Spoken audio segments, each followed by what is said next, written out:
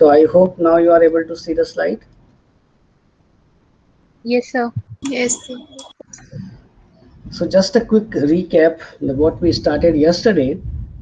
We started dealing with cognitive assumptions and how these cognitive assumptions are associated with morphology.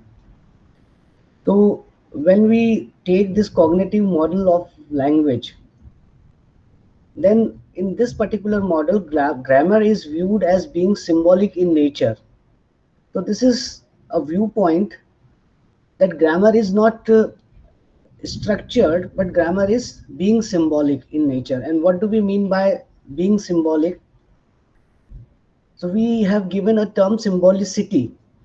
Being symbolic in nature, that means symbolicity. That is the term, the quality of being symbolic. So symbolicity means the quality of linguistic units being associated with meaning.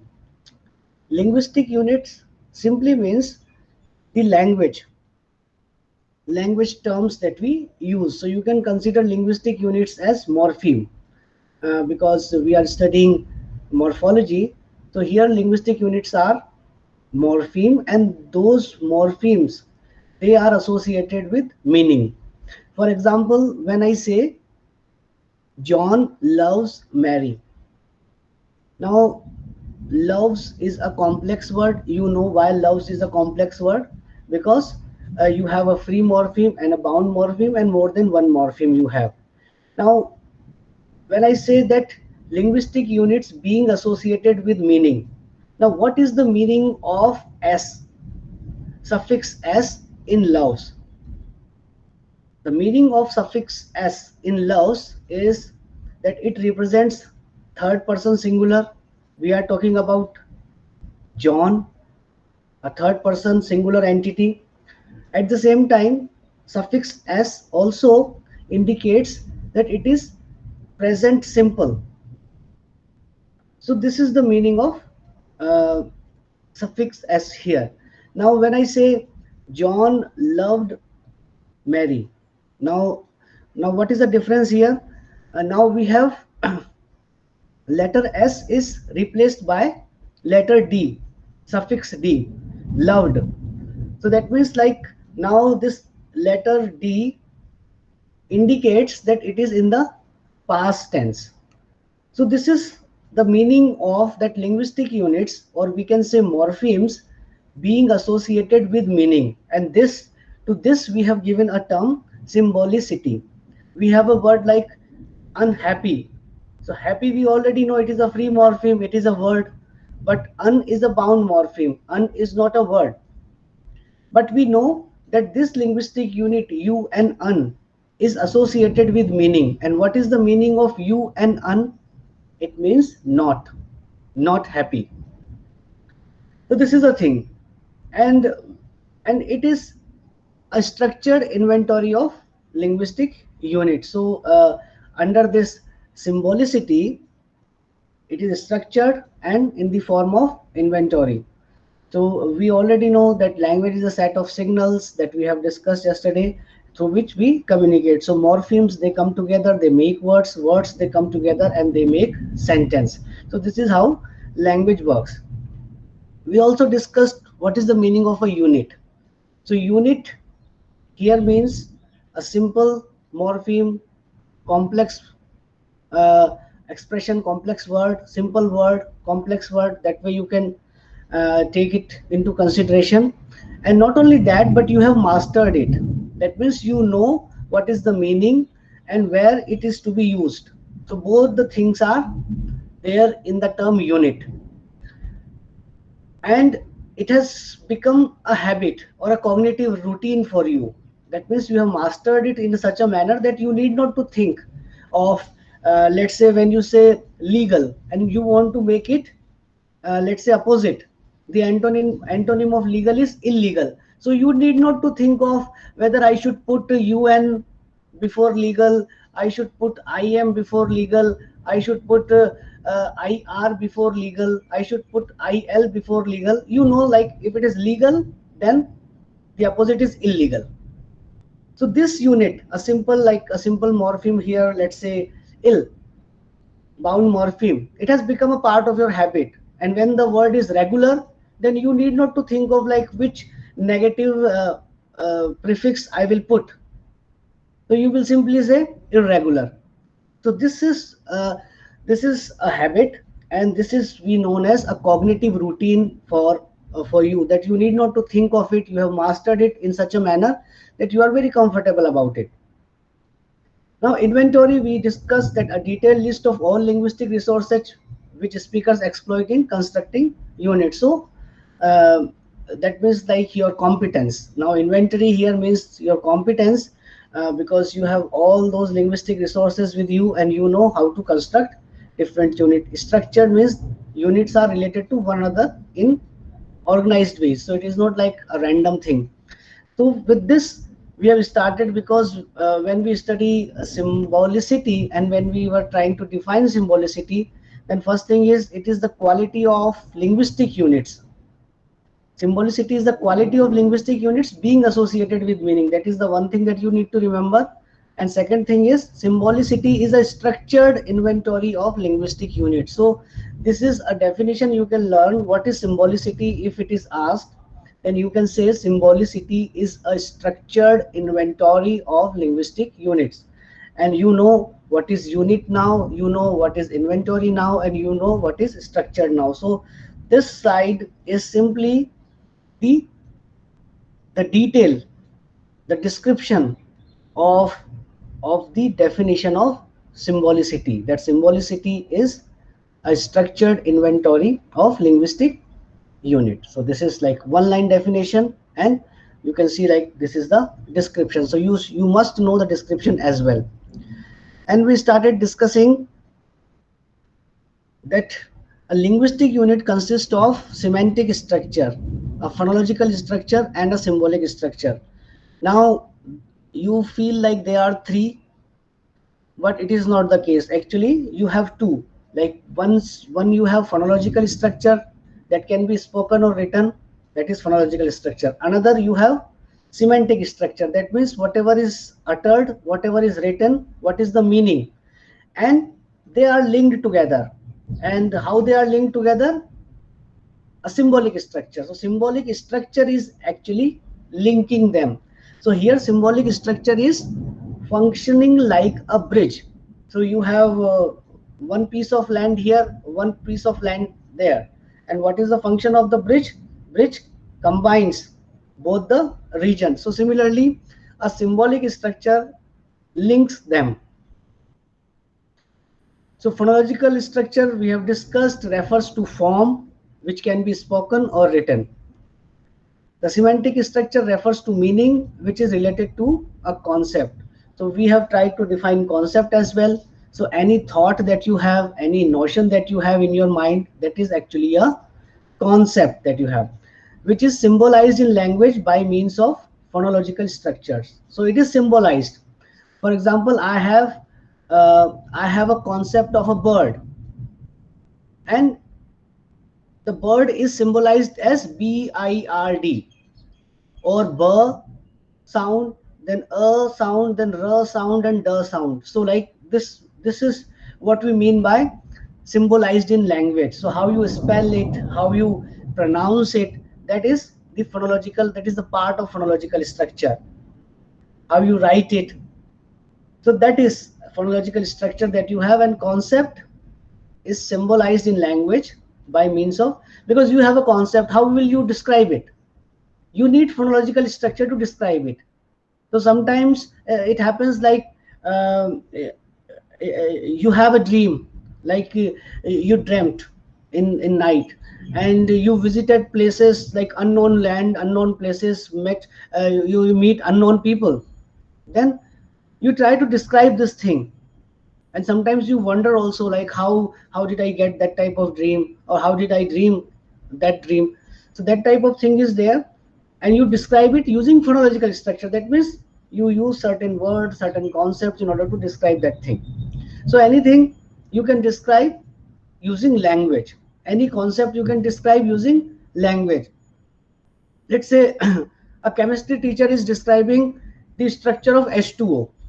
Now Nowhere you can find H2 and O. You can't see in a manner H2O, but you have a concept of H2O. That means like two hydrogen and one oxygen, when they combine together, you have H2O. What is this? This is a concept. And how you are describing this concept is symbolized. H2O is symbolized by means of phonological structure. So H2O, and whenever H2O is uttered, you remember, okay, someone is talking about water. So that is the meaning of concept and how concept is symbolized in language by means of phonological structure. The linkage between the phonological and semantic structure is not arbitrary. So according to Ferdinand de Saussure, the founder of modern linguistics, the relationship between signifier and signified is arbitrary. But here what we are saying, that the linkage between phonological and semantic structure is not arbitrary. So we are saying something contrary to that thing. Arbitrary means direct relationship. Like when I say H2O and you look real water, then do you find any semblance, any similarity between H2O that you write in the chemical formula and the water that you look at? You do not find any similarity. Even if you look H2SO4, let's say H2SO4 and water, then you will find, okay, they are similar because it is also liquid, it is also liquid, but actually there is no similarity beyond that, because one is used to drink and one is for other purposes. So what is the thing? Like this is like there is no direct relationship between H2O and actual water. But here we are saying something contrary. We are contrary to that. What we are saying, the linkage between the phonological and semantic structure is not arbitrary. That means we are saying like, okay, it is direct. We are saying in a manner like how it is direct. It is direct because it is motivated by the manner in which speakers interact with the world.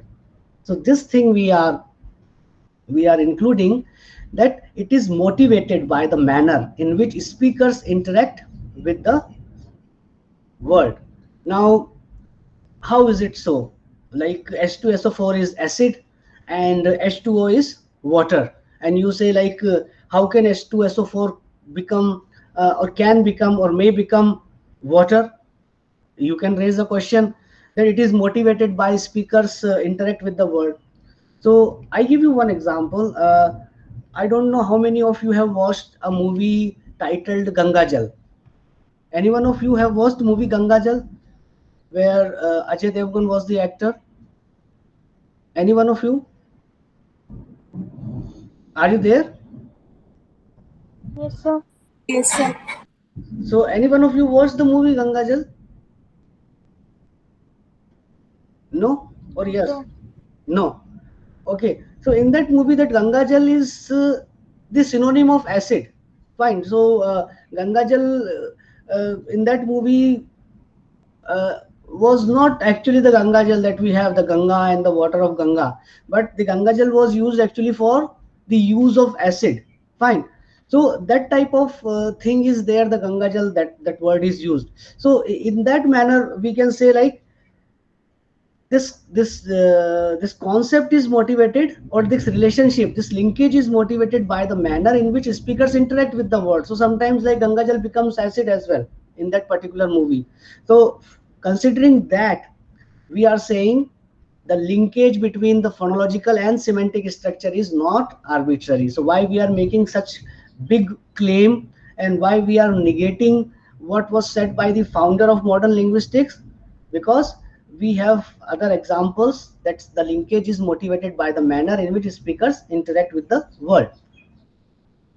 So we saw this example, a lexical expression means word like cheesy, for example, is regarded as an association between a phonological structure like this and the semantic structure like this, which is realized by the graphic symbols. Fine. So the semantic structure is actually symbolized by the graphic symbol. These are the graphic symbols. We are writing all capital in a square. And the phonological structure, we are actually writing the transcription.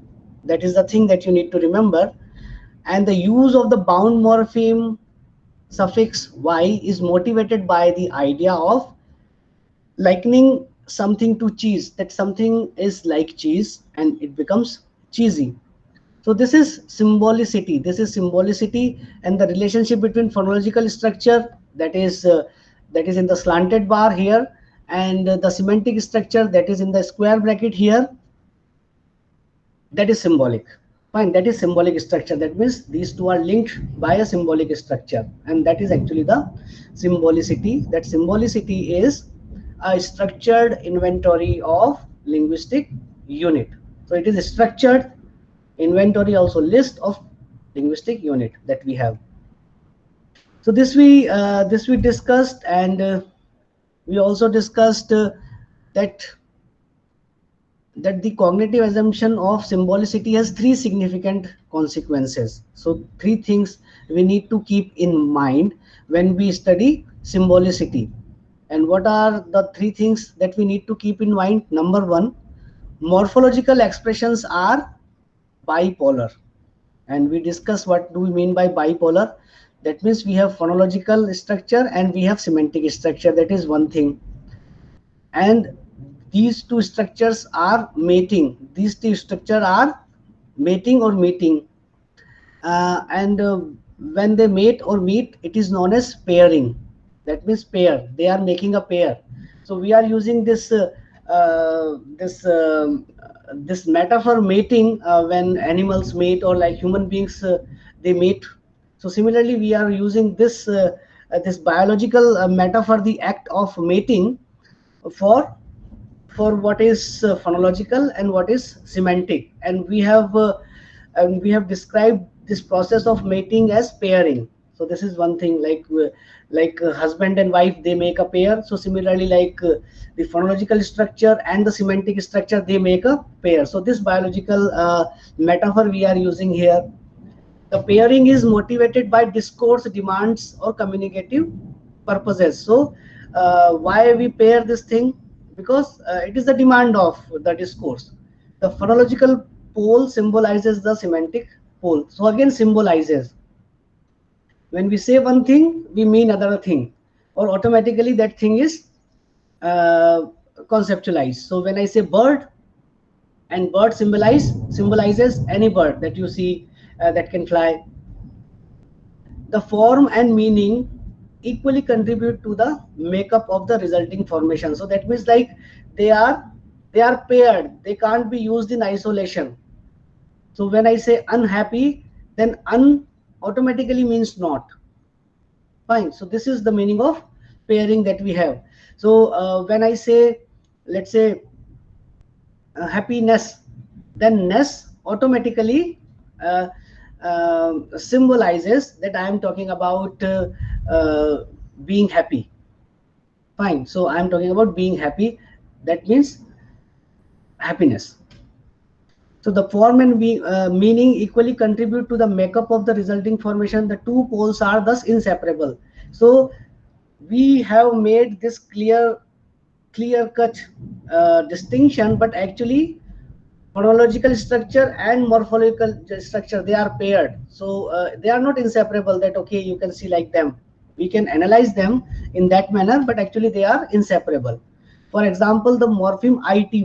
So ity generally we use to show the quality of something. So when ity is attached with civil, then the quality of being civil.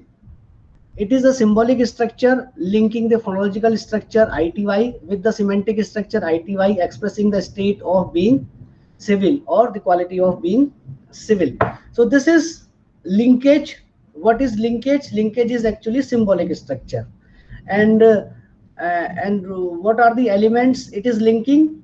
Phonological structure and semantic structure. And what is phonological structure? Phonological structure is to be shown in slanted bars and in transcription. And how semantic structure is to be expressed? Semantic structure is to be expressed in square brackets and all capital. This is the thing. Then this example I gave you yesterday, and I looked at some of your answers, and most of you have done it correct. There is no problem in that. So simply, like, the first part is your phonological structure, second part is your semantic structure, and the final part is the idea. It is expressed. Fine. So what the idea, phonological and semantic structures, they are expressing, because they are inseparable, they are one. That is the thing that we have discussed. So first thing we have discussed, first thing of symbolicity is morphological expressions are bipolar. They are bipolar, but these two poles are inseparable. That you need to remember. This is the first thing that we have discussed under symbolicity. Now what is the second thing? Second thing is morphological expressions have semantic values. Fine, we know why semantic values, because in each morphological expression we have a phonological structure and we have a semantic structure. So when we have a semantic structure, that means we have some semantic values associated with that, which motivate their linguistic form. The semantic value is a reflection of a particular concept, because with symbolic structure we have the meaning association. So that means like the semantic value is the reflection of a particular concept. That means it reflects some meaning, some concept. It is associated with some concept. When I say unhappy and when I say un, so un means phonological structure also, un means semantic structure also. And that semantic structure has some semantic value. And what is that semantic value? The semantic value is of not.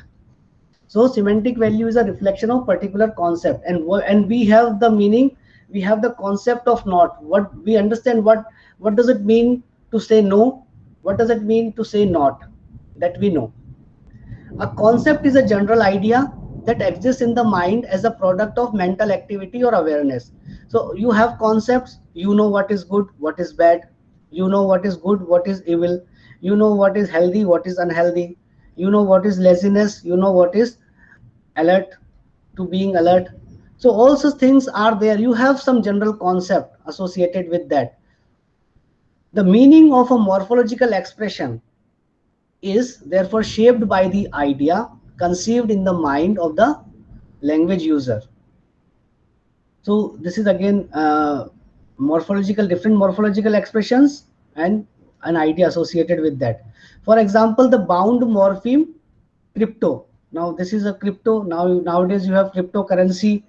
You might have heard of cryptocurrency. Have you heard of cryptocurrency, all of you? Yes, anyone? Yes, sir. So you have Bitcoin and all such things are there. So these are cryptocurrencies. So crypto is a bound morpheme. It means hidden or secret. It is used by the language user to describe an entity as being not openly avowed or declared. So the meaning of crypto is like something that is secret, something that is not open for all.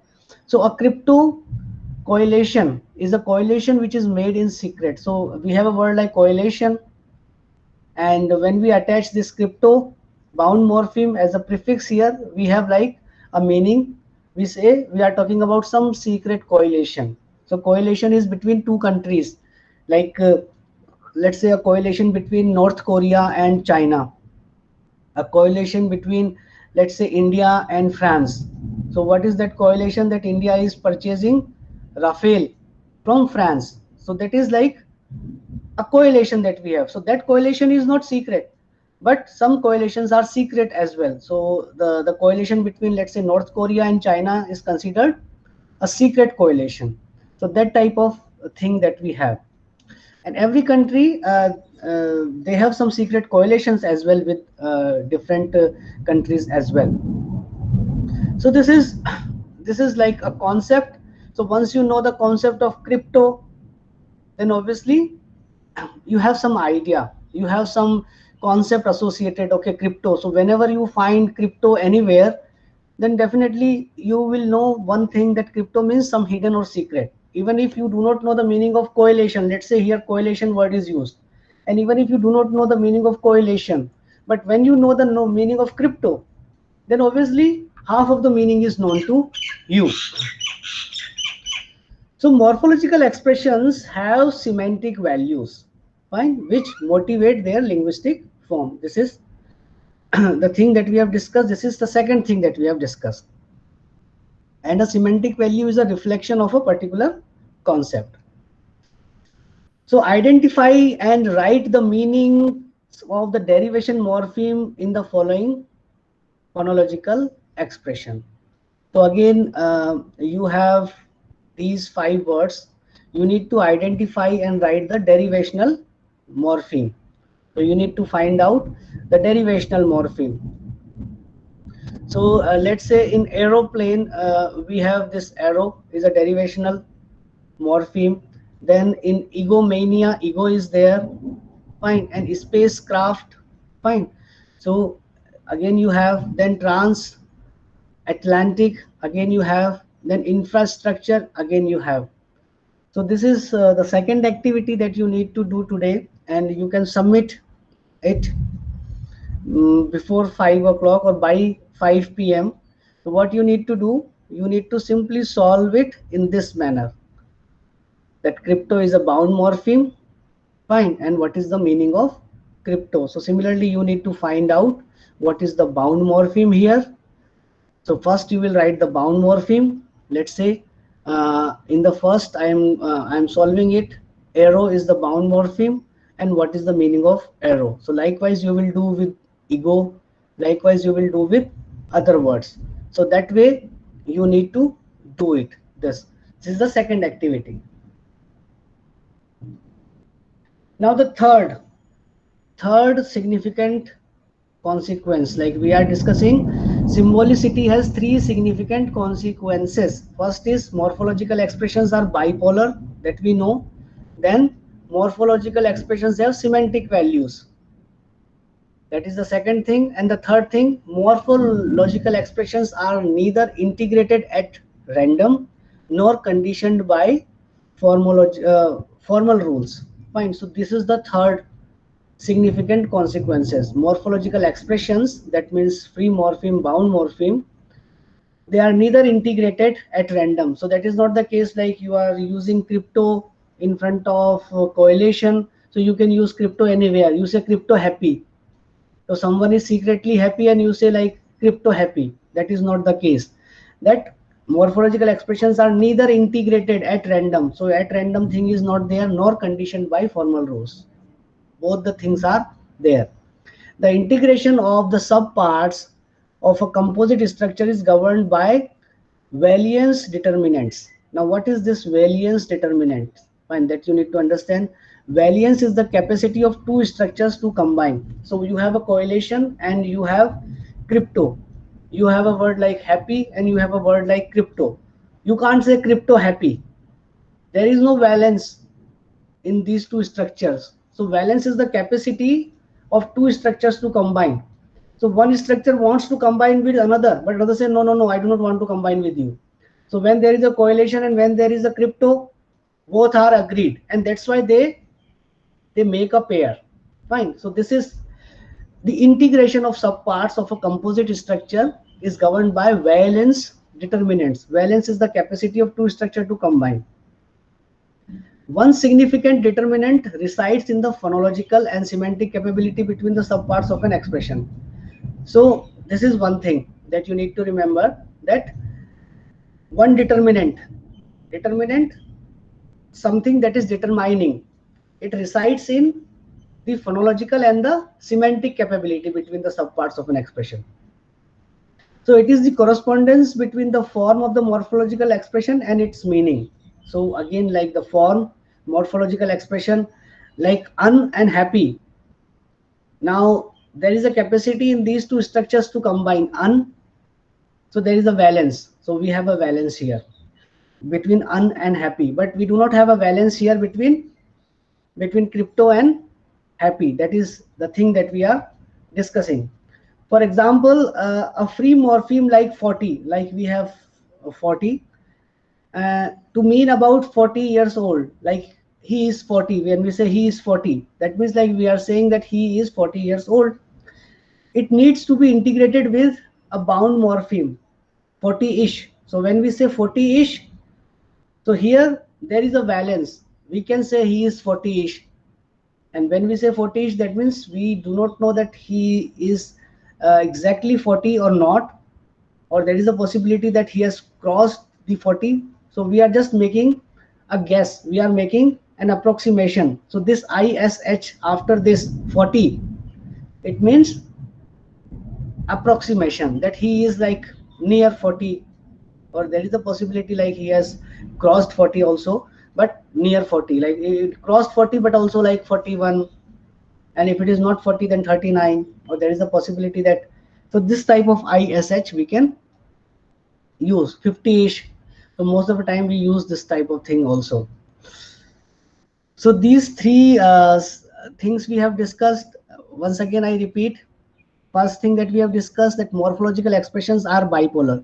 You need to remember this one line: morphological expressions are bipolar, and rest of the thing is understanding. That when something is bipolar, that means they have two poles. What are two poles? One is phonological, another one is semantic, and once they have two poles, then they make a pair. Fine. Phonological pole symbolizes semantic pole. So you need to learn entire thing by heart. You just need to learn morphological expressions are bipolar, and rest of the thing is understanding. Second thing is morphological expressions have semantic values.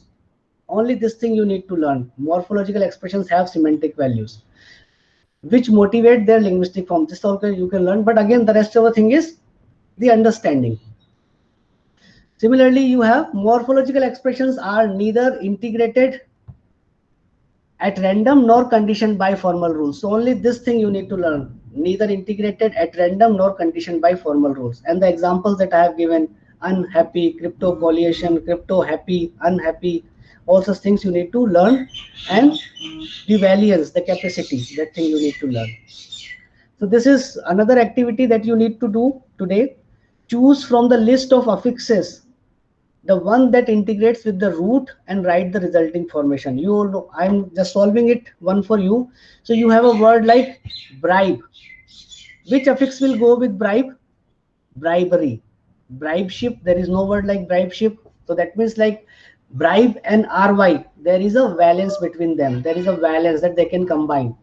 So similarly, rest of the thing you need to do these 5 and send it to me back on mail before 5. So this is one activity that you need to do, and this is the second activity that you need to do. These two activities you need to do. You can take a snapshot of this activity, and you can also take a snapshot of the second activity, and that you need to do.